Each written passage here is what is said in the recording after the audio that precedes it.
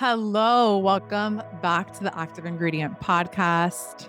This is the 6-year anniversary episode of Active Ingredient, which is insanity. I cannot believe that I have been out here doing this for 6 years, 6 years of having these conversations about uncovering and really getting to know what our own ingredient is and asking the question of what were you like as a kid that you remember.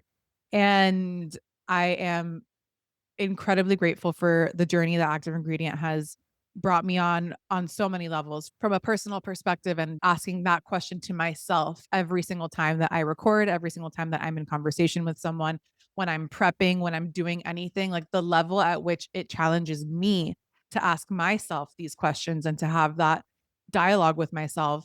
That in and of itself is the gift. And then also knowing that I'm connecting with other people that are also on their journey, sharing truths or asking questions when I'm also in doubt, and getting to do that in a forum that feels like a cozy, safe place for me to do it is such a gift that I am so deeply, deeply, deeply grateful for. And I'm just so grateful for listening to this episode and however many other episodes that you've listened to.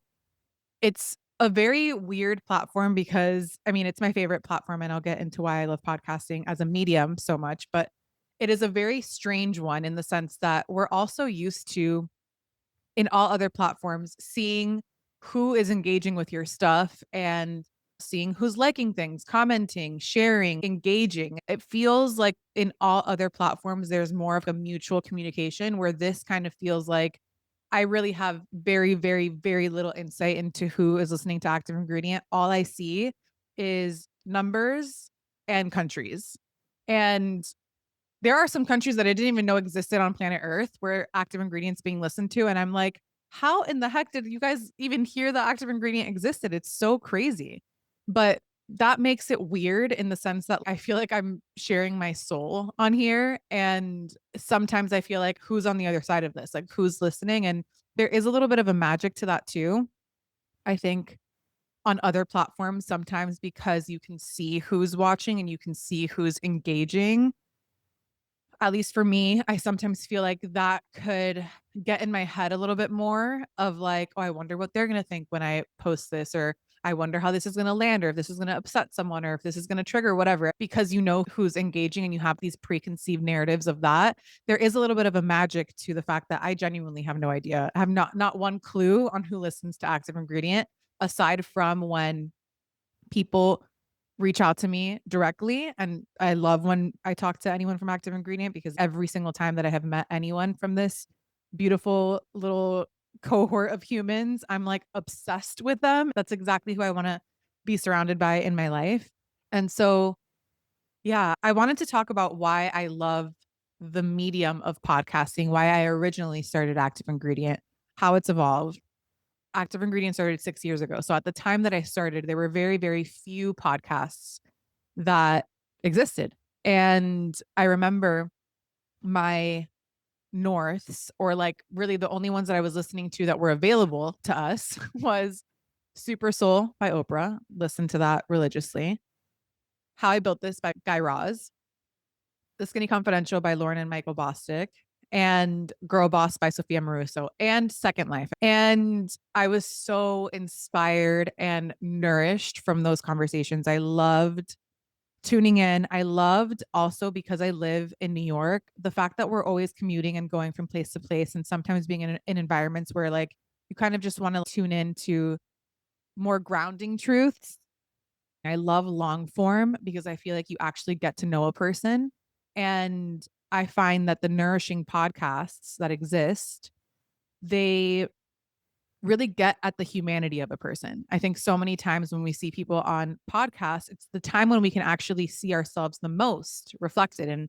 And it's because in longer periods of time, you get to see someone for their quirks and for their likes and ums and pauses and deep wisdom and storytelling and insights that you would otherwise never have access to, because there's just not many opportunities in life where you get to sit down and have a very deep, intentional conversation with people. And so to me, this medium is one that I have consistently loved and leaned on and keep coming back to, and still is the number one way for me to educate myself. When I find someone that I find to be so interesting and magnetic and strikes some chord with me, my first instinct is to listen to them on a podcast or watch them on a podcast, because now a lot of podcasts are video. And I, for so many reasons, it's just the medium that I feel like so many podcasts have changed me and my perception, or have validated things that I have gone through that I feel like no other medium allows you to go there for. And so, for so many reasons, that's why I just love this medium. And a little backstory on how Active Ingredient actually got started was that I had had this itch of wanting to start a podcast even before I started working for myself and before I launched my agency, Nude Nation. I was working for a small agency at the time, and I pitched the idea to the founder. I was like, I really think that we should be in the podcast space. I had this sense that it was going to be a place that we can have deeper and more meaningful and rich conversations. And she was like, okay, let's do it. She bought me a mic, a little Yeti mic.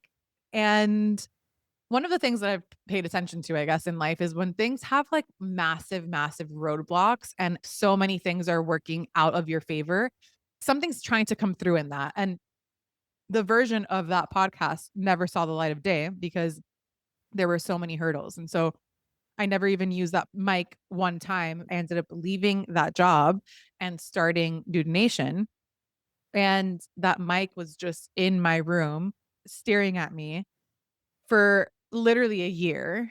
And I would just look at it and be like, I really want to start a podcast. Like, I just really feel like I want to have these conversations with people. I feel this massive call to do this. I don't know what it is. And I was wrestling with that for such a long time with literally a mic in my room staring at me. Like, this equipment was just there. And the idea was churning inside of me. I didn't know what it was going to be called, but I just knew that I wanted to do a podcast. And simultaneously, I was building Nude Nation. I was trying to find clients and be able to pay rent on time and try just like, a lot of moving pieces. But in that first year of having worked for myself, I was more and more around people that I felt like had this aliveness in them, that they felt like they were energetically a few steps ahead, or I guess more tapped in, or something that I felt like was outside of me, that I needed to ask them questions on how they figured it out, because I didn't feel like, even though I was working for myself and working on behalf of clients and really starting to be very discerning on who it was that I was working with from the get-go, I still felt like this is closer, but it's not fully it. And I don't know what it is, but I see all these people that are doing something that feels really aligned for them. And I want to figure out how they figured this out. Were they born knowing how to do this? Did they know exactly, like, from birth that they were supposed to do this? And my questions were so innocent. Those questions were coming from a place of, I deeply desired, deeply, to wake up every day and feel like I was so excited for what I was doing in the world, and that it felt like it was my call, and that it felt like it was something that ignited me and that was of impact and of service to people, to humans.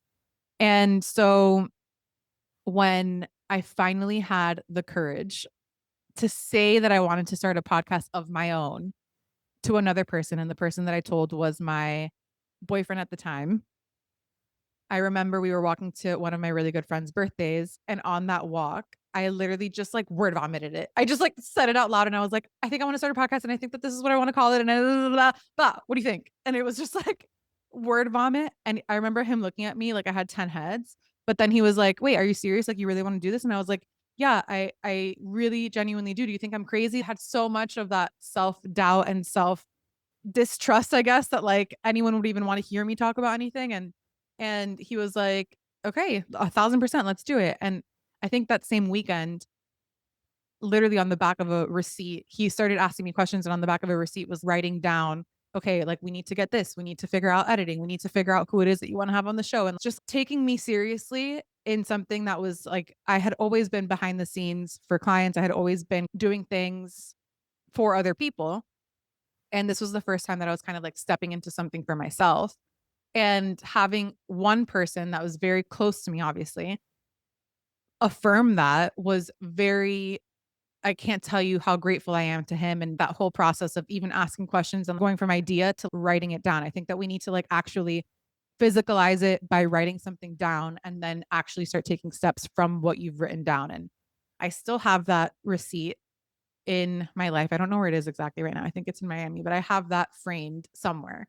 And again, you just start with where you're at, right? Like I think that the things that we wrote down were episodes, mic, editing, whatever. And so I ended up not ever using the mic that my old boss had gotten me, just because I didn't have the language for this at the time, but energetically I just felt like it was wrong to do with that one. And so I ended up buying myself an identical mic, and I got myself that little Yeti that I think a lot of people, if you have been watching the podcast space, you know what I'm talking about. And me and my little Yeti would go to people's homes. I would go to hotels and interview people. When I was traveling to LA, I would travel with my little Yeti in my suitcase, and I would go from place to place and interview people. And the first interview that I ever did was with my good friend Jasmine Garnsworthy, who's the host of the Female Founder World podcast. She didn't have a podcast at the time, but I did. We did the episode in her apartment in Williamsburg, and I texted her a few days later and I was like, Jazz, it was so bad. It was so bad. Would you kill me if we did it again? And so it was so bad because I was so incredibly nervous, even though it was someone that I know and I'm friends with and I know wants the best for me. When you're trying on a new hat that you've never been in before, of course, it's incredibly uncomfortable. I was so in my head. I was so scared of not knowing what next question to ask. I was so scared of not seeming smart or not having, just like not having the skill set. But it's like in hindsight, I'm like, of course you didn't have the skill set. Like you had never done it before with all things in life. Of course, if you're starting, you're going to be terrible, you know? And honestly, that episode was terrible. It never saw the light of day. And she was so nice and was like, oh my God, of course, let's do it again. So that first episode that I did with her, she wasn't my first release episode. My first release was with my other friend, Vanessa Fitzgerald, who I adore. And I just absolutely love watching her journey unfold and seeing everything blossom in her life in such a beautiful and magnetic way. And so I just started with my little Yeti, one mic, like one little mighty mic. I didn't have two mics for me and the other guests. It was literally one mic that I would put in the center, and then we would like just go closer. Whoever was speaking would get a little bit closer to the mic. It's very intimate. And that's how it started. It has been quite the journey. I think that, like I mentioned, I was coming from a place of genuinely feeling like all of the answers were outside of me.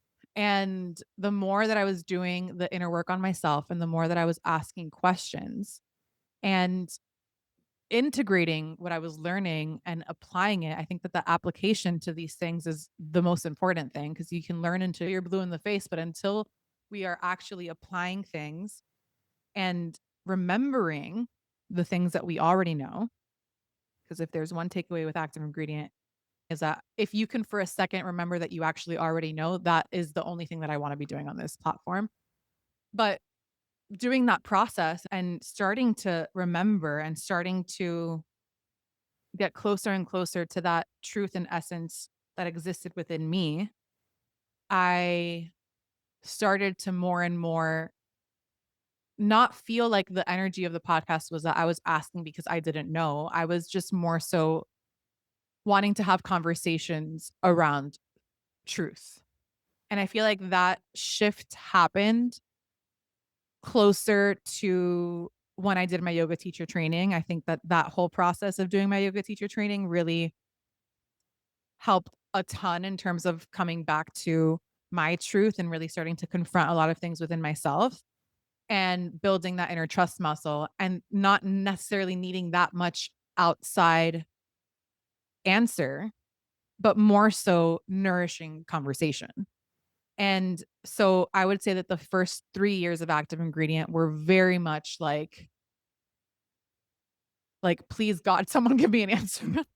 Maybe if I interview someone or if I do something like being in the same room as someone through osmosis, maybe somehow I will figure out what my freaking thing is.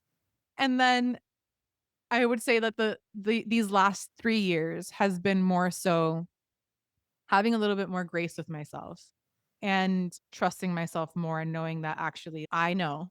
And that sometimes when we put the answers into someone else, it's actually avoiding your own truths that you know.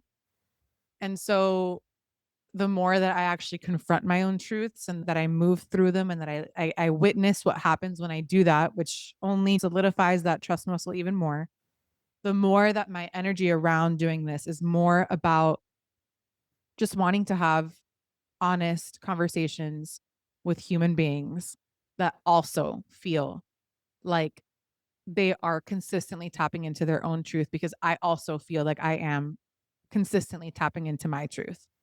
And what I really want the platform to continue to be for listeners and for myself, because Active Ingredient is the same thing for me as I think it is for the listeners. Like it is kind of like a safe haven place. It's like I forget all the time. I forget truths and like things that we all know deep down. I forget it all the time. And I always come back to either learnings that I've had from conversations or just knowings that I have talked about on different solos or whatever. And I'm like, it feels like there's just something that is moving through these episodes that I feel like I need them just as much as anyone I think that is listening. And I think that as we're on this journey of consistently uncovering and consistently remembering and actually actioning the things that we are remembering, it requires also being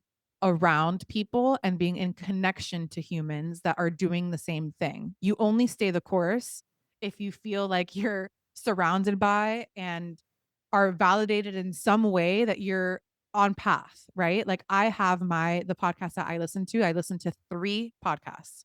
It's been 2 for a really long time, and as of literally this week, I've added a third one into the rotation because it's from a host that I deeply feel and resonate with on a visceral level. And those are my kind of like safe haven places where I feel like I resonate so, so deeply and it helps me stay the course. And so that's my intention, especially in this time that we're living.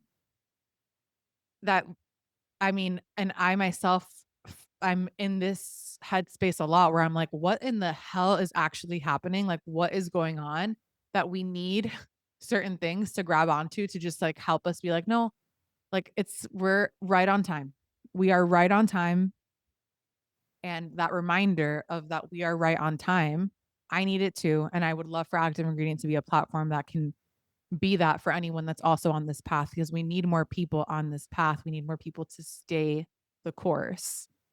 I want to stay the course. Like I genuinely want to stay the course. And I can tell you this from the depths of my soul. I cannot tell you how many times I have wanted to throw in the towel. This last week, okay, I go through this myself all the damn time. I want to throw in the towel. I'm like, F this. I can go there. I go there. I visit that town often. And I think that we just need to be for each other reminders, which is why for anyone listening that you genuinely want to be doing something and you're not doing it, like you're depriving the me's of the world that need to be in connection to that too. And when I say that, when I say, please, if you have something in you that you want to bring to the surface, that you want to share with the world, that is coming from your truth, that is coming from your ingredient, your essence, I implore you, I beg you, please get yourself out of the way.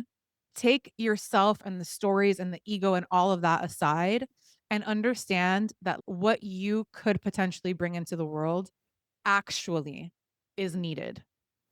There are people like me, like the me's of the world, that are hungry for truth tellers and in all forms. And so because of that, I also feel like I want to commit myself at this stage that we're all living in, which feels chaotic as hell.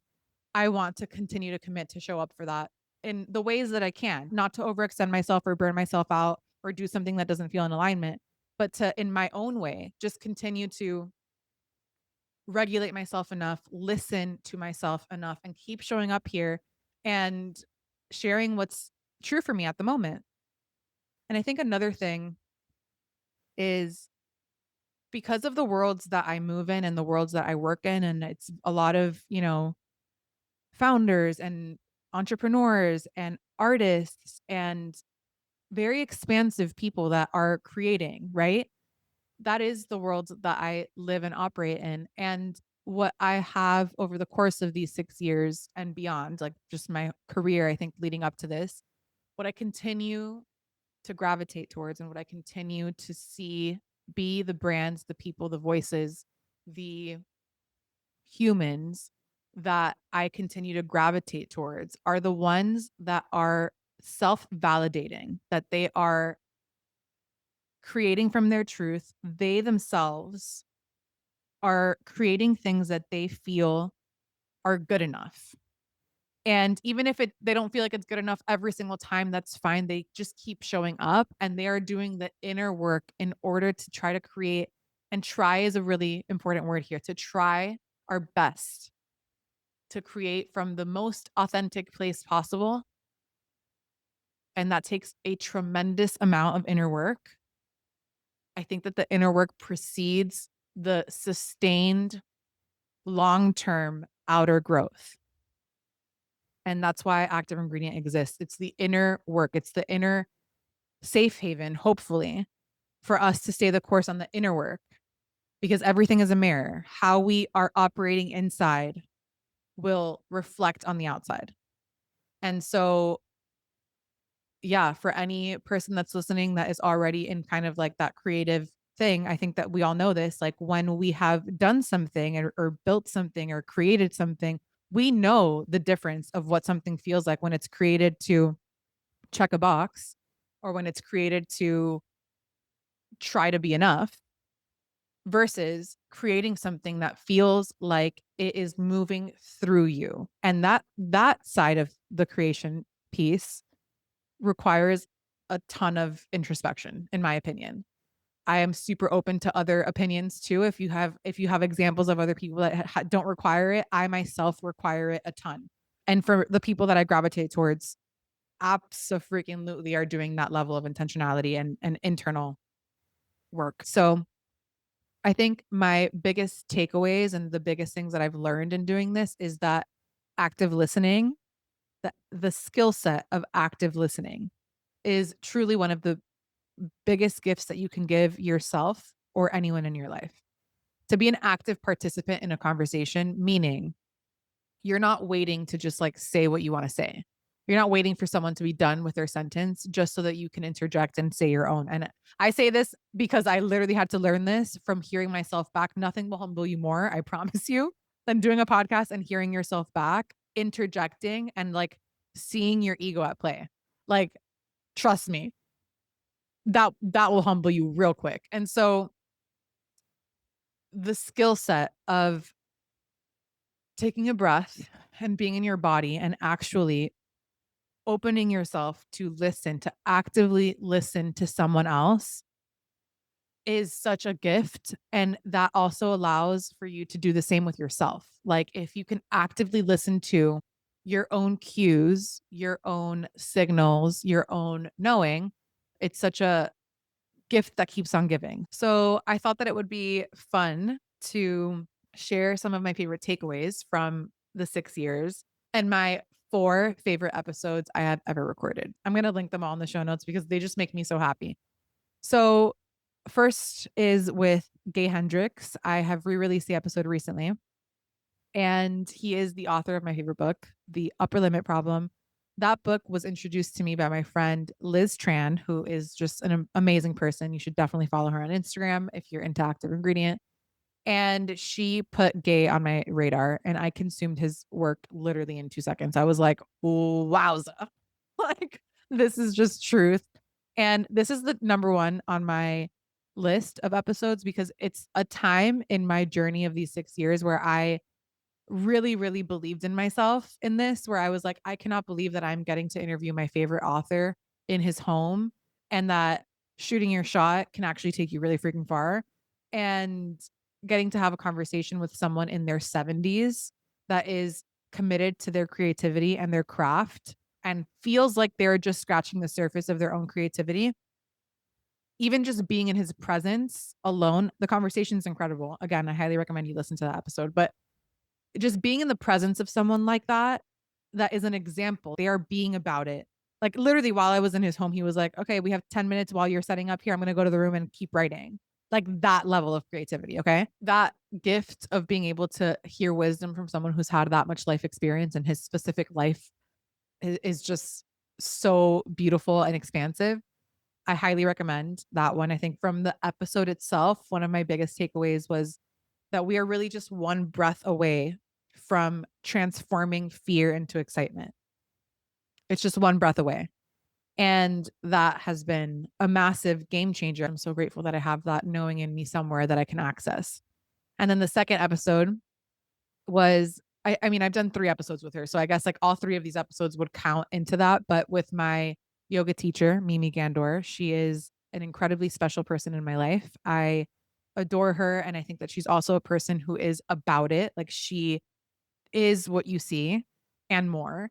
And I think one of the biggest lessons that she has taught me is that harder choices, easier life, easier choices, harder life. And I remember she told me that in one of these episodes. I can't remember. It was probably the first one. And it was at a time in my life where I knew I had to make a lot of decisions that were going to be really, really, really uncomfortable. I was resisting them. And I still, for years after that, was still in this tug of war with making those decisions. But I had that mantra in the back of my mind: harder choices, easier life, easier choices, harder life. It's so hard, especially for me sometimes, to just rip the band-aid because it's just harder, but it's going to be easier in the long term. And I go back to that time and time and time again. And of course, the episode that I did with her, the most recent episode that I did with her, I think for anyone that is going through grief, for anyone who's going through a season of immense loss that makes you question everything, that makes you really wonder what the point is of things and why we're here and why we're continuing to just keep it going. That last episode that I did with her is probably the conversation that I've had in my life that deeply changed me. It definitely changed my life. And just seeing a person, she lost her daughter, like I don't think that there's anything worse.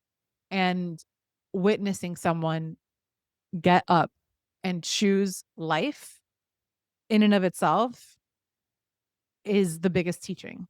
And that episode, I mean, for so many reasons, you definitely, if you're going through that season in life, I definitely recommend it. But I just think that her as a individual is someone who is a constant remembrance. Like, keep going. The third one that I wanted to call out, she's also been on the show 2 times, is Lauren Roxborough. She is a fascia expert.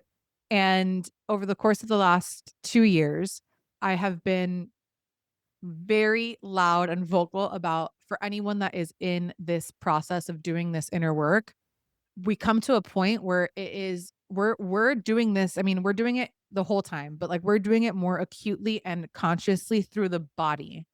And fascia, which is the layer underneath our skin, it is this fiber that is interconnected in our entire body. That is where our body is keeping old traumas, old things. And that is where we are quite literally transmuting and letting go of things. It is fascinating what our bodies are capable of. And those 2 conversations that I had with Lauren, you guys loved it. I mean, I definitely saw a massive, massive spike in downloads. Well, with all of these conversations that I'm talking about, but with Lauren specifically, I feel like we're all understanding the power of our bodies when it comes to actually working through things and coming on the other side of things. And our bodies are the vehicle to do that. And so both of those conversations with Lo, I highly recommend. And then the fourth, and probably my favorite one that I want to do more of, is with my sister and my best friend.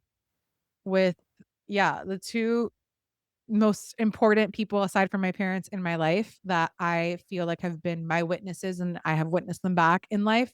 We did an episode that was really silly and like fun about the show Nobody Wants This. And just getting to have that dedicated time to have deep conversation with people that are the closest people to me was just so fun and such a gift. And I definitely want to be doing more of it. So yeah, those were just some of the fun convos of the podcast. I mean, they're every single episode that I've released, I absolutely love and adore, but I think that those stand out to me as ones that really deeply, deeply nourished me. I'm open to seeing how Active Ingredient continues to evolve. For now, I am planning to still continue to show up, do my very best, put out things that feel good for me and that feel like actually it's something that I feel called to talk about. I struggle with that sometimes because I'm like, sometimes I feel like, do I really have anything to say? And somehow I get there, but like I too struggle with the consistency of things. If you're also like, why can't I stay consistent with things? I struggle with that so much. I promise you. Okay. Right now, I'm in a season of being consistent with the podcast. I don't know if that's going to be the case for forever because sometimes I feel so much resistance that I'm like, should I not be doing it this consistently? TBD. Just know that when I am doing things, I hope that you can feel that I'm doing the best that I can to share with deep intention. So we will see where Active Ingredient takes us. 6 years of asking these questions and more importantly, of listening. 6 years of listening, which is really cool. I do want to ask for a favor after 6 years of doing this. If you have enjoyed Active Ingredient, if Active Ingredient has been something that has helped in some way, that has felt comforting for you, or that has been a place for you to land when you need that reminder, can you please do me a huge favor and give the show a 5-star rating on Apple Podcasts and leave a review? Because this podcast feels like it's like a one-way street, this is the way to make it feel a little bit more mutual and for me to actually feel that like two-way conversation.